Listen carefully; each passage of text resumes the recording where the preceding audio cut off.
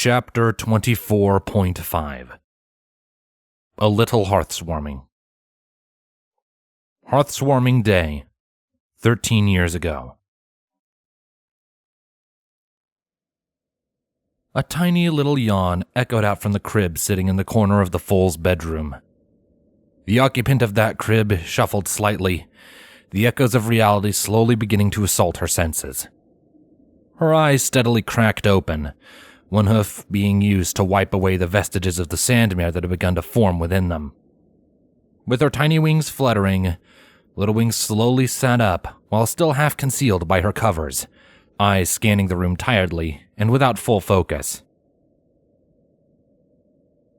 The curtains across the window were closed up tight, only a few moors of dull light sneaking through the cracks. The light outside seemed dull, as was fitting with the season. Little Wing was disappointed that Cloudsdale was not to have any snow, but it did make sense, considering that they were living on top of a cloud. The only place they would find snow in the Pegasi City would be the Weather Factory, the very place where Little Wing would one day earn her cutie mark. But she didn't know that at the time. All she knew was that winter had come, and that it was very cold outside. Her room, thankfully, was far toastier than the outside environment. She had gotten a good night's sleep, though could not recall her dreams. Little Wing simply lay in her bed, just letting her eyes begin to close again. She thought that she might as well try to garner a bit more sleep for however long it took for her parents to collect her, and who knew how long that would take. Good morning! A chorus of two announced as they burst into the room. Little Wing gave a squeak of surprise, jumping high into the air before bumping back down onto her mattress. Her covers floated down after her, landing on top of Little Wing's head and obscuring her from view, as well as obscuring the world from her. Little Wing gave an indignant huff that was given a responding giggle from her mother, who lifted up the covers to reveal the little pony beneath the sheet ghost. Little Wing crossly looked up at her parents before tilting her head in confusion. They were both adorned in multicolored scarves and had elongated hats with fluffy white balls on the end. Since when did ponies dress up as Santa Claus? Little Wing glanced out into the hallways and saw little decorative lights lining the hall. They hadn't been there the night before. Happy Hearth-Swarming! Both Windy Whistles and Bo Hothead exclaimed in unison, with the former then saying, "This'll be the best first Hearth-Swarming ever!" Blinked. What? Windy giggled again. Oh, look at her. She's so surprised. Windy Whistles plucked Little Wing up from her cot, placing the foal between her wings. Little Wing was just trying to process things with Hearth-Swarming. Christmas? Mama? Little Wing said questioningly, a little perplexed. Yep. Windy just responded happily. Oh, Bo Hothead blurted out. Now me, what am I? Little Wing glanced at her father with a blank expression, before a small, mischievous smirk came onto her face. She pointed at him. Boy! Bo Hothead blinked, and then he pouted. Ugh, favoritism, pure and simple. Little Wing giggled, then reached over to boop him on the nose. Daddy! Bo's pout turned to a smile as he nuzzled his youngest daughter on the head, chuckling to himself. With Little Wing sat securely between her wings, Windy Whistles exited the room with her husband following on behind her. They gradually made their way downstairs, moving through the halls before then emerging into the main living room. And the sparkle of the lights on the newly erected tree danced within Little Wing's wide, bewildered eyes. She'd never seen a Christmas tree like that. Or was it a Hearth-Swarming tree? And then there were the presents. Her parents saw the amazed expression and couldn't be happier at the result of their endeavor. A lot of effort in a very short span of time had produced all that the young foal saw before her. And there was also one more surprise about to make her entrance. I think you fried her brain enough for one day. Rainbow Dash joked as she emerged into the living room from behind them. Seriously, why did you wait until last night to do all this again? Aren't you, tired? Little Wing gasped, humming in on Rainbow Dash as she launched from Wendy's back and glomped the rainbow-haired Pegasus with untold glee. Rainbow Dash! Little Wing squealed in delight, hugging the older pony furiously. Rainbow chuckled lightly. Hey there, Squirt. Excited for Heartswarming? Of course. She's more excited for you than the presents, though, Bo said mirthfully. When here? Little Wing asked. When Rainbow here? Just arrived this morning, Rainbow Dash explained, prying the little winged pony off of her body. I have a little hangover from Pinky's Heartswarming Eve party. But that wasn't gonna stop me. I'm too awesome. Little Wing bounced on the spot from sheer delight, their parents laughing to themselves in amusement. As for your question, Dashie, Windy Whistles then continued, we wanted her first introduction to the holiday to be a special one. I don't think she's ever even heard the holiday mentioned until now. Certainly not from us. Because that would have ruined your ridiculous master plan, Rainbow replied in a deadpan before regaining her smile. I dig it. Wings certainly agrees. Rainbow Dash looked down towards her little sister, who seemed to have wandered off towards the presents sitting under the tree. She could already see that several, if not most, had her name on the labels. Heartswarming gifts given between family, friends, and even complete strangers on a day of absolute friendship, Rainbow remarked, definitely not paraphrasing something Twilight Sparkle had once ranted towards her. Pretty cool, huh? Little Wing looked up at her family, a slight, worried expression on her face. Gifts? Wendy shook her head. You don't need to get us any, dear. You're too young. This is your Heartswarming. Almost all of them are for you. You got gifts from me, Scootaloo. Even the girls wanted to pitch in for your first one, Rainbow explained before glancing at her parents. You remember to get me something though, right? Wendy rolled her eyes. We wouldn't forget. Awesome, Rainbow remarked before trotting forwards and sitting next to Little Wing. All right then, Squirt. Which one first? Little Wing pointed towards a bright green present, and Rainbow Dash brought it forwards. To get up one gift after another, as the family enjoyed their Heartswarming alongside its newest member for the first time.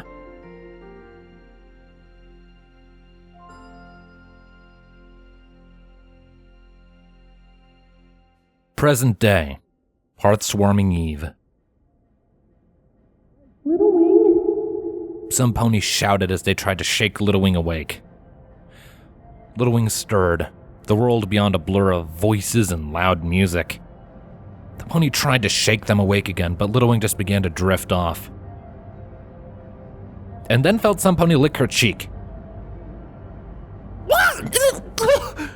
Little Wing blurted out as she jolted awake, holding her damp fur as she looked over to the mischievous-looking Misty Gust. Misty! What was that? I had to get you awake somehow, Misty responded with a smirk on her face. Misty, you're weird. I love you too, Misty replied as Little Wing got to her hooves, then bumping her flank against her mare friends. But really, how'd you doze off with all of this noise? Sure enough, loud electric music echoed across the wide open space around them. Dozens of ponies surrounded them, dancing to the beats of the DJ at their head. The DJ in question was a blue-maned unicorn, undoubtedly using a cloud-walking spell, wearing a huge, funky purple glasses over her eyes. It was a rather chaotic Heartswarming party, and one that pretty much all the teenage students at the flight school were invited to.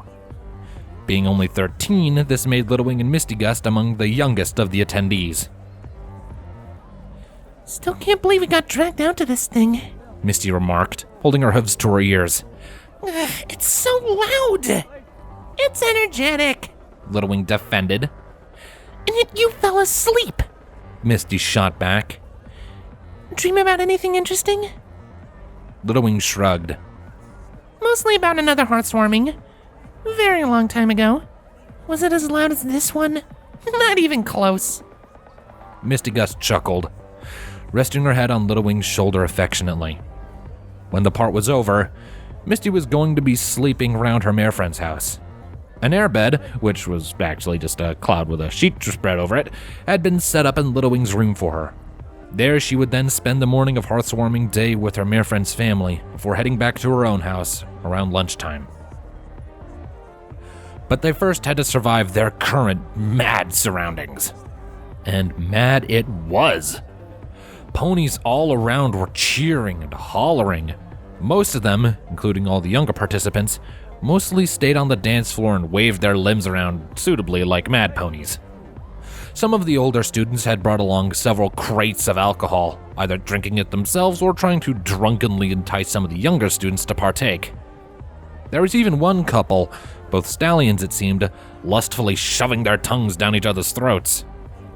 Whether it was serious or because they were too drunk to know what they were doing? Who knew? At least they're having fun.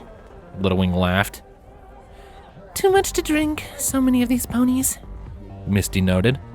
What? Don't want us to join in? Little Wing remarked as she gently nudged Misty. Don't want to follow those stallions' example? Misty blushed. 1, we're too young for that much alcohol. Our parents would probably murder us. 2, not in front of every pony. Little Wing giggled. I know. I'm just teasing you, Misty. Misty puffed up her cheeks. You're the worst. Her mare friend just laughed alongside a bright smirk. No, I'm not. The biggest evil. Discord in pony form. Oh no, I've been found out. Oh, shut up. Never. Misty tried to keep her pout, but she couldn't completely stop the smile on her face from being shown. Little Wing didn't miss it either, giving Misty a smug look of victory. Whatever, Misty finally conceded. I'll take that as a win, Little Wing announced, trotting forward with a spring in her step before stretching a hoof out for Misty to take. Come on then. What? Where? Little Wing rolled her eyes. Dancing! What else? You know I can't dance. Neither can I. And neither can any of the other ponies here, so who cares? Little Wing pointed out, gently taking Misty's hoof and pulling her towards the mass. You're gonna pay for this. I'll hold you to that, Little Wing replied, letting go of Misty as they made it to the young, partying Pegasi. Little Wing shot Misty a smirk, and then began to join in with the rampant, supposed dancing the others were enjoying. Misty just stared with a blank, but not so secretly amused look, before rolling her eyes and moving to join in herself. And so the pair danced, remaining in close proximity to each other for the entirety of the night, under the watch of Luna's moon and stars. Despite the assault on the senses nature of the party, in the end, neither could claim to have not enjoyed themselves. What the other partygoers did was none of their business. They just enjoyed spending the night together and having as much chaotic fun as they could fit in. But the night could not last forever. The sober began to leave and the drunk were dragged on their faces towards home. Little Wing and Misty Gust ended up being among the few to remain when DJ Pone3 finally called it a night, silently bidding the remaining teenagers a happy heartwarming before departing. And so it was time for Little Wing and Misty Gust to head on home. Both were tired, each walking close together with a wing wrapped around the other. As they neared their destination, the moon was directly above them to mark the coming and going of midnight. They were both eager for sleep, and the day that sleep would bring. The day that, since midnight had passed, had technically already begun.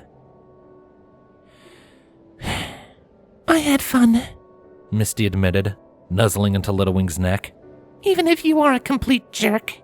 I am not, Little Wing defended. Somebody has to encourage the book horse to relax every now and then. A book is relaxing. That was anything but relaxing, Misty retorted. I feel more tired than I have done in years. Little Wing chuckled. Yeah, I guess you're right. I'm Really looking forward to a quiet family heartwarming when we wake up. And having you there just makes it all the better. I'm glad you think so. Misty replied with a small smile, humming contently. The house came into view. Their parents were likely already asleep, though the key had been left under the doormat for them. And as they approached the front door, Misty stopped in her tracks. When Little Wing was also forced to stop as a result, Misty promptly gave her a quick kiss on the nose. Little Wing. Little Wing blinked, a light blush on her face. Yeah? Happy heartwarming.